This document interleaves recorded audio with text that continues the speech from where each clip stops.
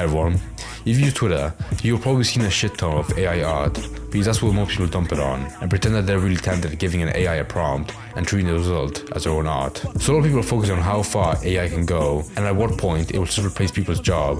Alongside that, it's also being used to make stuff like short clips and music, which of course is about the same quality as the art, where it almost feels like something realistic, but it just feels slightly off and uncanny. But in this video by Mudahar, Some Ordinary Gamers, he actually talked about a very good point about how AI is being used for even worse stuff that's actually dangerous, apart from art. Which did make me realize that sometimes people really do focus on the small stuff that aren't a big deal, while ignoring bigger things that could become an actual issue. So if you're interested in AI, you'll enjoy the points brought up. Hello guys and gals, me Mudahar, and I think the world is going to end one day, ladies and gentlemen, and that day might be sooner than you think. Now, you wonder why I talk about it in such a goofy manner? Because ladies and gentlemen, life is about enjoying what you have now, okay? Let's be real, if the world ends tomorrow, what are you gonna do to stop it, okay? Ladies and gentlemen, all you can do is sit back, relax, play some Assassin's Creed 2 while a goddamn nuclear inferno is blazing towards you, okay? That's pretty much how I look at things, alright? Goddamn. But to start off with, the topic of today's video is artificial intelligence, okay? Now, AI bros will defend to the death stupid shit like the Kwebbelkop AI.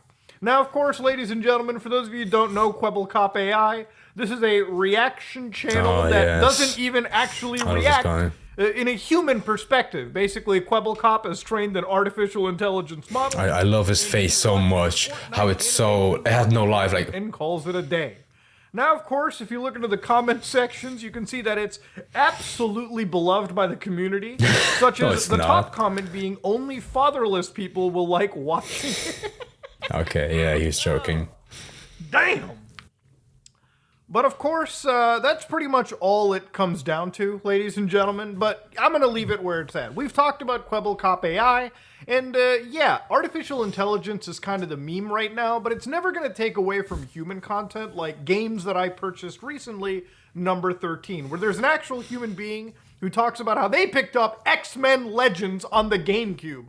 Truly a legendary game, okay? No matter how good AI content becomes, I think personally I will always be stuck watching content made by actual human beings. What a bizarre random channel to pick.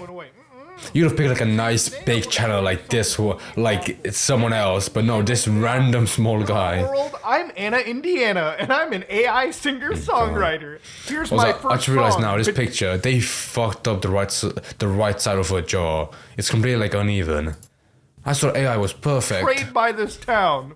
It's really great when an artificial intelligence's first song is about destroying the town and how they were betrayed. If you look at the lyrics, alright, all our favorite spots I thought someday might turn around. But I was lost and never found. Betrayed by this town. Let's tear it all down. Yeah, that's a little scary. But let's listen to Anna Indiana, okay? Maybe it's not as bad as I'm letting it on. Hello, world. My name is Anna Indiana, and I'm so excited to share my music with you. Here's my first song, Betrayed by This Town. Yeah, I'm gonna be honest there, Chief. That facial, the facial animation is so goddamn scary to watch, it's not even funny. Now look, back in the day when I looked at Will Smith eating spaghetti and I was like, that's pretty stupid. This is obviously miles ahead of that situation. But again, it's still soulless as all hell. No, I think this is incredible. I will admit, the one decent part, I haven't listened to the full song yet. I'm really excited. The voice is quite decent compared to like other AI chatbots or voice, whatever. It's just, I hate the facial animation. Surely it's not that hard, because they have like the mouth and eyes down quite decently. Surely they can animate like the head moving around, because it's always like the same situation where they have the face moving, but the head is still. So it looks like the skin is ripping and moving apart. It's so uncomfortable. But I want to see how the lyrics seem to be at least coherent. They're not perfect, but it makes somewhat sense, I'm surprised she made the song about a town, betrayed by the town, whatever. I would expect her to make like a song about love, because that is the most common theme in most music, and surely the AI would pick up on that. But no, I want to see where it goes with this title. Individuals who are scared that AI is going to take away their jobs, like I've heard from content creators who are like, oh shit, I might actually lose my career path. Then you might not even be a great enough content creator, because if AI is good enough to replace you and your personality, I'm sorry, dog.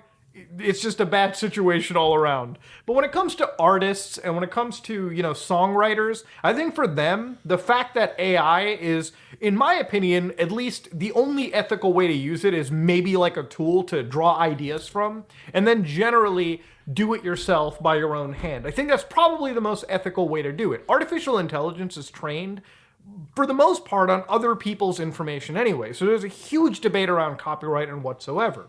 But here they showcase the actual code in defining and writing and producing this song, right? Which again, it is actually an AI song, because they showcase how, again, it's basically laid out on a song sheet. And of course, the artificial intelligence actually, runs the background music. From what I understand, they see. I find this interesting because it's. I like seeing like how the process of like just anything is made, like this song. Like even if a random person made this, I still want to know how they went step by step on making it. So the fact that it was made by an AI is pretty cool. It's just the fact like. Most of the time the results are just so shit. This is the only interesting part about it. Like the song, so the AI shit, it's never good enough, to listen to. Actually, runs the background music. From what I understand, they write the rhythm, they space the rhythm, they write the lyrics, and then of course they generate this video out of it. So again, it's a purely AI-driven song. Now that said, it's not exactly good in any capacity. Is the song good? Is it going to beat Taylor Swift off the charts? Probably not, ladies and gentlemen. Let's be honest about that here, okay? Jesus Christ. And again, obviously there's a bit of a not really mixed reaction. You can see people say this is trash. I used to think AI was a threat, not anymore. Please Alt F4 yourself. Woo!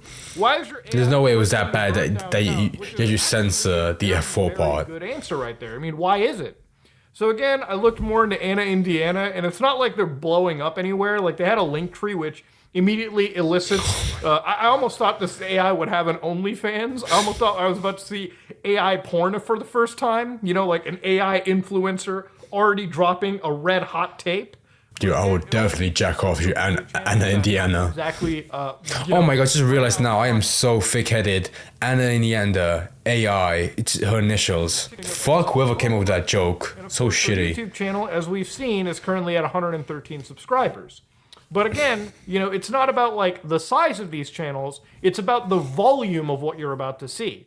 I firmly believe a lot of corporate entities and people in this space will start producing AI influencers, okay? Whether that be AI reaction channels, whether that be AI musicians, whether that be AI gameplay channels, where somebody will record a let's play of a video game and just run that shit through an AI.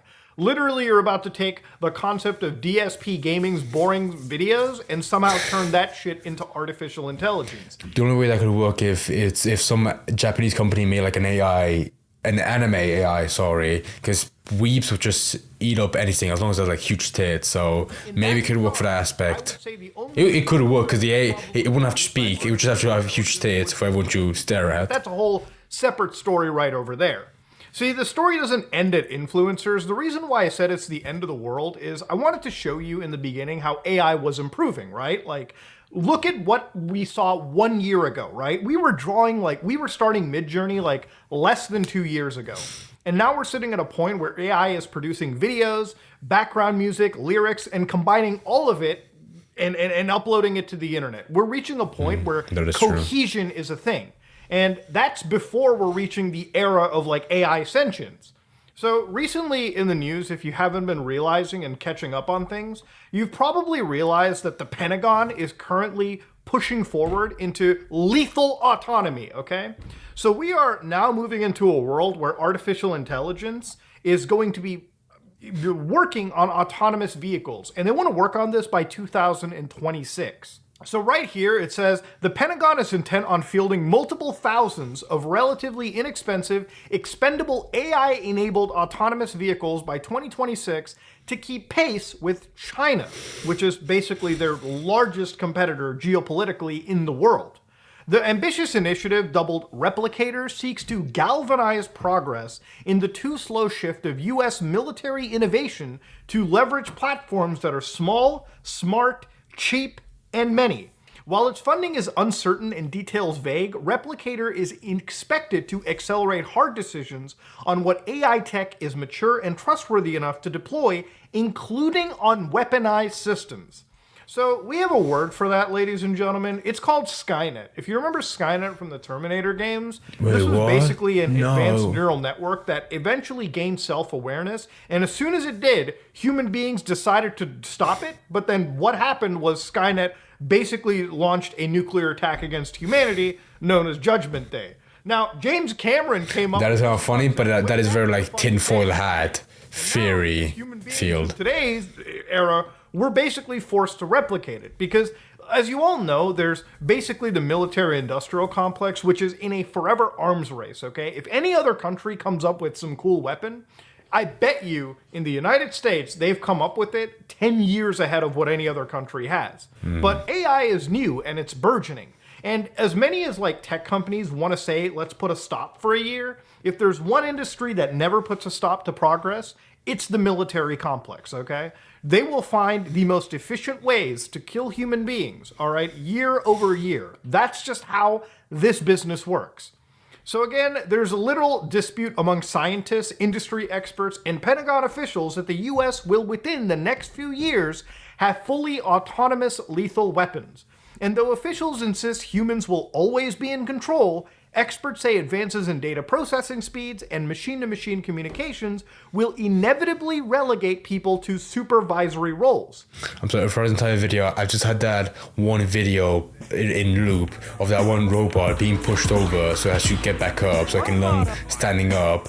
If an AI robot can get good enough to stand up, they're gonna make it do all the shit like hold a rifle and aim, which is gonna take forever for it to finally get good at. Which is true. I mean, hey, again, I hate to keep bringing sci-fi video games into the mix, but even Metal Gear Solid Peace Walker had something known as the Peace Walker AI, which would retaliate to a nuclear strike sent against it. Now, in the game, a fake nuclear attack was reported to the system, and it immediately started launching nukes right back to the country known as the Soviet Union at the time. So again, an AI was able to make a decision that a human would think twice about. When you talk about taking down the world and ending it all, for human beings, that's a serious moral dilemma. For a computer, it's a yes or no prompt. That's just how it is.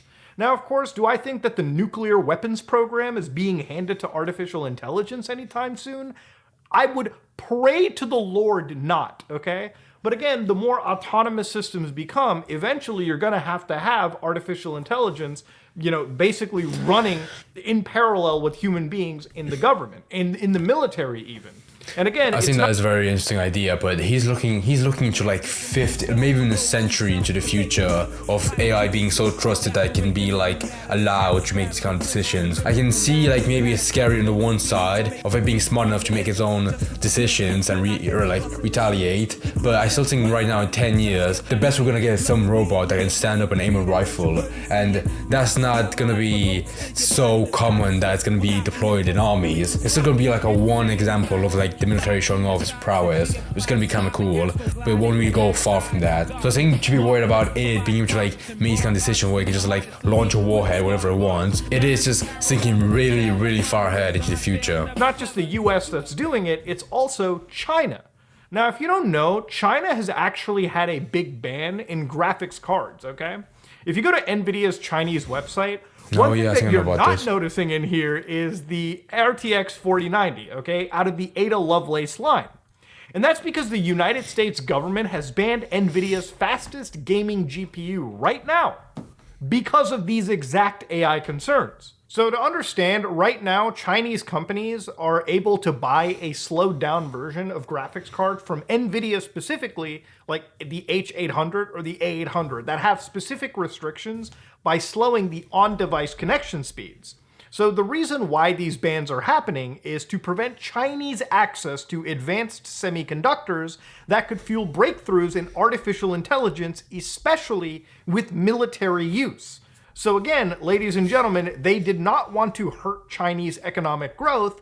They just didn't want their biggest competitor to have access to tools that could put them on par with the US military. That's how scary things are kind of becoming.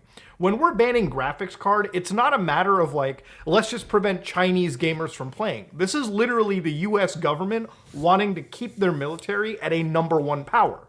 And of course, a lot of the actual companies expect this. For instance, Nvidia literally even said on October 17th, the US government announced that it would submit the interim final rule, implementation of additional export control. So again, they mentioned additional licensing requirements for exporting to China, which again, you can still sell things in China, but they have to go through an export list, and there's basically a presumption of denial. So companies are basically outright saying that they're not expecting the US government to sign any of this through. So the graphics card that I have in my rig is not banned in China, it's just not supposed to be exported to China at all. And from what I understand, companies wouldn't that just make them like smuggle the graphic cards into the country? Anyways, it's from what I understand legally, and please correct me if I'm wrong, it is all in all a banned good. So how have the Chinese retaliated to this? Ladies and gentlemen, there have been factories in China currently stockpiling GPUs. So you can see a stockpile of 4090s right here. This should belong in a goddamn bank vault with how expensive each of those GPUs are. So what these Chinese firms are basically doing is taking these... This is probably the equivalent of like the PS5, but in China. ...them for data centers. Back when it was a fucking popular. Nowadays, they're sold everywhere. And basically getting them prepped to put into an AI workload. And even those GPUs I just showed you seem like they were received before the ban was put in place. So after that ban date is there, a lot of these Chinese companies that work in artificial intelligence pretty much have to break the law if they want to keep that same pace. And that's sort of I don't know how many like teenagers have it in the PC and have no idea. They basically have like a ton of gold inside there. Them being a black market good will skyrocket their price upwards more than they already are, just because there's a lot more people, a lot more money in companies who want to take these relatively cheap cards for their workloads and just apply building the state-of-the-art AI that the US government is basically afraid of. Now, of course, ladies and gentlemen, that's the advancements in AI weapons, and it's been a talk about since April of 2020. So again, ladies and gentlemen, even back in the day, the Chinese PLA seeks to become a world-class military, meaning they want to have the same level of tech that the United States has. And that's why they've significantly have been investing in robotics, swarming, and other applications of artificial intelligence, and as well, machine learning. Important distinction to make between the two. So to understand, I'm not really scared so much about AI artists and AI musicians and AI reaction channels as I am scared about this same technology being used to fucking kill us. Ladies and gentlemen, I don't trust any world government, okay, if I'll be goddamn honest. If you think for a second that I trust the United States or China or the Russian Federation, I don't trust any of these groups. They're all self-interested, and I think it's really scary that, honestly, we live in a world where we have technology that eventually can replace human decision-making when it comes to killing human beings, okay? It takes one virus, one mess-up, one skip to turn that from some goofy tool that you're using to something that thinks all human beings are bad and just decides to drop the missiles right on us. I can only hope that the governments going forward are going to come up with a million stopgaps for it, okay? But what I've seen in the arms race is bigger is always better, and who gives a shit about safety as long as you've got the most destructive product on hand? So ladies and gentlemen, yeah. Oh, it's over. World, I don't know, it might end soon, but to be honest with you, if the world does end, all I know is we've had the best time, and I'm gonna live every day like it's my last, okay? And the day that mushroom cloud shows up, I'm gonna crack open a cold one, sit down with the boys, and watch the inferno fly right at me. Because I played Fallout, I've played Stalker. Those are not worlds that I want to be participating in. But ladies and gentlemen, yeah. This has been a bit of an anxiety-driving moment for me, so let me know what you think about it in the comment section below. Maybe I am just too anxious. Maybe I am doom-scrolling a lot more than usual. But, yeah. Reading everything so far and seeing the events sort of fall into place is truly a scary, scary thing. Ladies and gentlemen, this is me, Mutahar, and if you like what you saw, please like, comment, and subscribe. Dislike it if you dislike it. I am out. That's a good point. It's kind of funny with everyone like worrying about AI replacing jobs, when in reality it could do way worse shit. Even though I feel like what he was saying, with it like getting to a place where you can like make really important decisions and it's making one really bad fuck up and destroy the world. That's a very good point. But I feel like that's so far in the future. It's almost like I feel like he's a bit anxious to worry about it now. But it was like interesting to listen to that part about like China stocking up all those GPUs, because I'm guessing like when they have like that shit banned to be like imported, whatever does exist in the country is like really valuable. Because it is crazy knowing like how most common stuff that you can buy in a store is really valuable in those kind of countries, because they have a law against them, so they can't really import it. But man, it would be interesting to see like how far they can get if they really focus all into like a really good AI. It would be scary, and then once I can't see where this fear is coming from. I might be dumb now being like, oh, you have to worry about it, but I feel like I am one of those people that really underestimates how bad I can get in the future. But I guess we'll just have to see. Dejected, if they're defective, man, forget it. Fatter skills, calanaretics. I set it up like Nicaragua. Bitch, I scar ya. No tomorrow, the horrors when you step into my parlor. You know the father. I whip niggas into submission for cash.